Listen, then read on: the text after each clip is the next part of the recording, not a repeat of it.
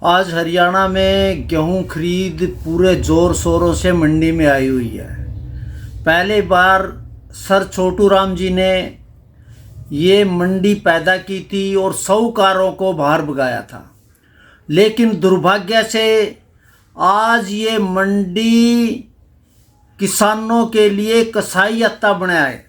जब मंडी में आड़तियों के पास किसान जाता है तो उसका कुछ खर्चा लेके पैसे की बजाय उसको पर्ची देता है कि जाके वहाँ से खाद ले ले, वहाँ से बीज ले ले, वहाँ से दूसरा सामान, और 100% वो पर्ची जो दी जा रही है वो नकली खाद और बीज के लिए दिया जा रहा था। उसके बाद जब किसानों की फसल बीमा योजना, मेरी फसल मेरा ब्यौरा, वो आड़ती के माध्यम से की जाती है और 2.5% उनको ब्याज ले, और उस ब्याज के बजाय किसान अपनी फसल को किसी दूसरे आड़ती के पास नहीं बेच सकता, दूसरी मंडी में जहाँ भाव है वहाँ नहीं बेच सकता।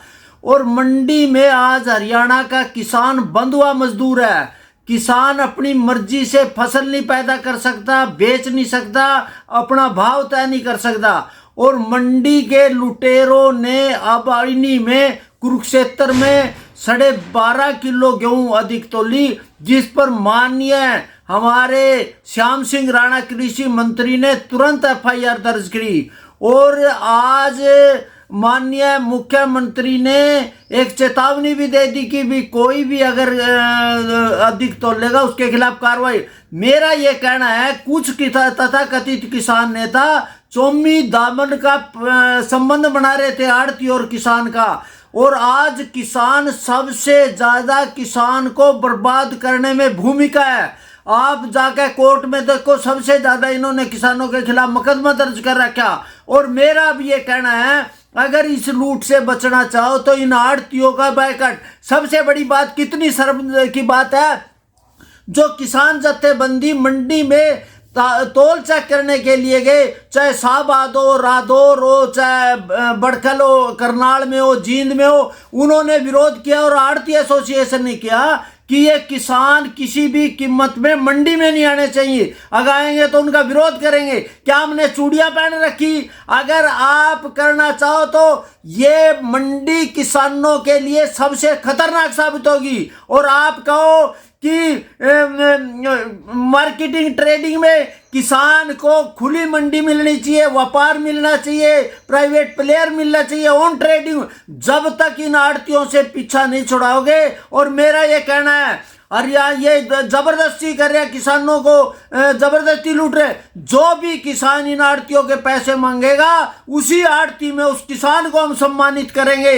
इनकी लूट के खिलाफ युद्ध छेड़ना पड़ेगा। माननीय मुख्यमंत्री जी ने भी कहा, जिसकी भी अधिक चोरी गई उसके खिलाफ। अब आप बताओ शाहबाद में क्या हुआ? उस आड़ती को हमारे जाके मजबूर हो गए, जाके एसपी को दरखास्त देने की बजाय उस आड़ती को पकड़ना चाहिए, उस मंडी एसोसिएशन को पकड़ना चाहिए। और उनके खिलाफ पहले भी हमने मंडियों के खिलाफ लड़ाई लड़ी थी, लेकिन जो आपका आड़ती और किसान का जो प्रेम था वो एकदम सामने हो गया। आपको अपनी लठ उठाकर मंडी के लुटेरों के खिलाफ अभियान चलाना पड़ेगा, नहीं तो किसान बचेगा। नहीं तो ये किसान, आज आड़ती की हालात क्या है, वो करोड़ों वो किसानों को खा रहा। वो चाहे सामान देने के लिए, खाद देने के लिए, सब में कमीशन है। और उसके जब किसान की सीधी पेमेंट आती है तो ब्लैंक के चेक कर लिया गया, और वो चेक किसानों पेमेंट किसानों की बजाय आड़तियों के खाते में जारी है। और पीछे इन्होंने दान में नमी के नाम से जाके सेलर मालिकों को पैसे दिए, अब भी ये नमी के नाम से किसान पे कटौती कर रहा है। तो आपको एक होना पड़ेगा, इस आड़ती मंडी लुटेरे आड़तियों से।